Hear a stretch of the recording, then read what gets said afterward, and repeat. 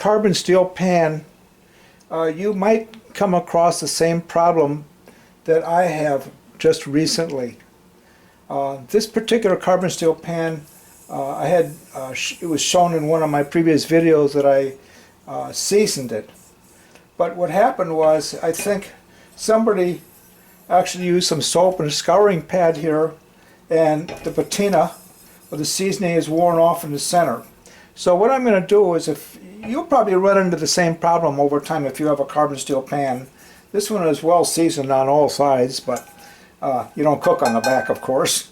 So what I'm going to do is I'm going to reseason and try to repair this so that it turns into be a non-stick pan again. So what I did is I went and I bought a couple pounds of potatoes, and I'm going to peel these and with my little peeler here, and then I'm going to add some kosher salt and some oil, put it in here, and reseason this pan, and we'll see how this turns out. I hope it'll turn out okay.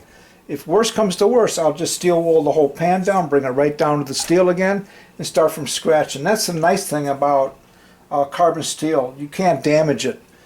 You can take it down 100 times, right down to the bare metal, and reseason it. It'll come back to life again. So stay tuned, and we'll be back. Skins in. I cut them up, and I added some kosher salt and some grapeseed oil, and it's boiling right now. And I'm just going to stir these around until they cover the sides as well as the bottom. But how do I know when my mixture here is done? Is when the potato skins get real crispy, like French fries, and get curly, and they look very dried.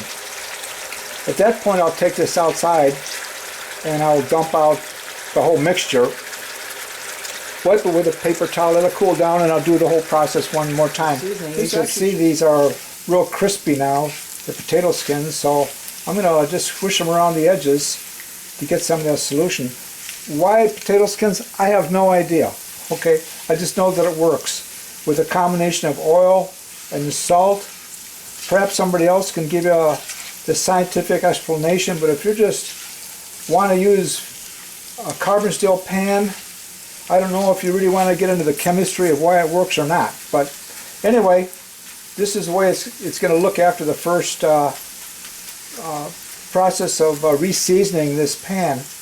And I'm going to let this go for about another 5 minutes and then dump it out and repeat the process with my rest of my potato skins. This is the oil I'm using. It's a grapeseed oil. And then, of course, I'm going to use the kosher salt. There you go. And so stay tuned. I'll be right back. This will be done in a couple of minutes, and then I'll come back during the second seasoning process. Back again, I just emptied the first lot out here, and I'm going to put some oil, and I already put the salt in on the bottom. And I'm going to turn the heat up to about, this is the grapeola, I guess they call it, grapeola. And what I'm going to do is I'm going to put my temperature at about mid-range, and stir this around a little bit to spread out those potato skins. And I'm going to let this almost come to a boil or until they get crispy, and then I'll be back during the final emptying of this, and we'll put an egg in there and see if it's stick free or not. If it's not, that's okay. I'll just take the whole thing down totally again, and then I'll show you how to do that. So again, stay tuned, and we'll be back shortly. Back now, and you can see how these look real crispy, these potato skins. So we're about done here, but what I'm going to do is, let me zoom in a little bit if I can, and I'm going to see if I can, oh, wrong way, there we go. You'll be able to see how crispy they are. This is the way you want them to be. And zoom out again.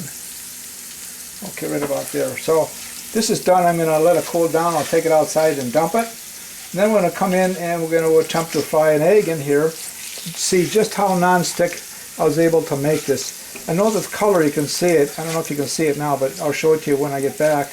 The color is not as dark in the center, but I'm not too much worried about that. I'm worried about the functionality of it right now to be non-stick. So I'll be back in a few minutes, and we'll see how my reseasoning worked. Alright, I just got back from cleaning the Dubuyer carbon steel pan out, and I just want to show you what it looks like. It doesn't look any difference, but I can tell it feels a little bit smoother, still hot. But I just used water to clean it out, and then I used a paper towel to dry it. I did not use any soap suds at all. So, all right, the moment of truth is here. What I've got is I've got my carbon steel pan that I've repaired the center portion of the pan. I did put some coconut oil in here, and I put the heat on about 3, about a little bit lower than mid-range, and I've got my egg all set right here, and we're going to put that egg in here, and we're going to see what happens if it's non-stick. So far so good.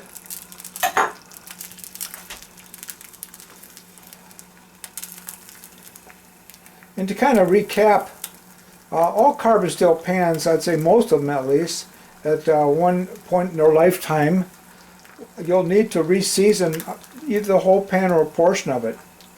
And the purpose of this video was to show you how that's done.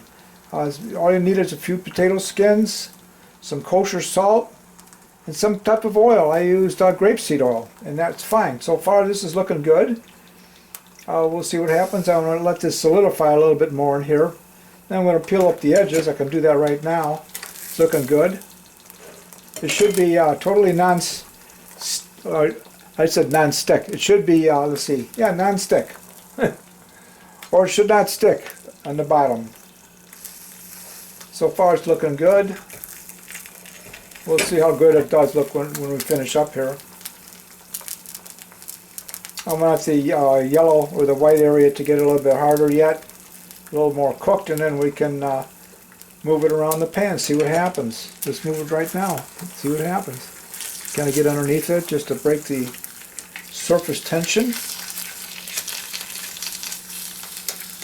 And we'll see what happens. Okay, let's get underneath this, and there we are, non-stick. See that? We'll turn it over, boom. Success. So now you know how to fix your pan. You don't have to throw it away. Try that with a Teflon pan or one of those other coated pans. Not going to happen. This thing will last for years.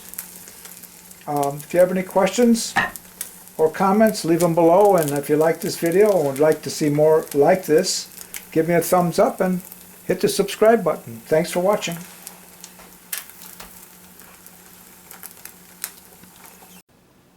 Before I go, I just wanted to show you one last thing here. This is the way my pan looks when I get through cooking. And it still looks a little oily and greasy, and it is. Okay, what I did, I left a little bit of the coconut oil in there, and I wiped it around with a paper towel, and that's why it looks so shiny and glossy. But that's okay to protect it. Okay, and I'm not worried about that. And the back side, yeah, there's scratches on it, but you don't cook on that. And around the edges, it's perfect.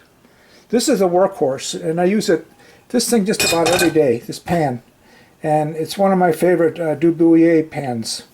I do not usually do eggs in here. I have a special pan, carbon steel pan I do eggs in, which I will probably show you in an upcoming video. But this is to give you some idea what the pan will look like when you get done. This here area will still look the same, but I'll tell you something, it's perfect as far as non-stick. And you can do the same if you just take your time and don't panic. This pan will last for years.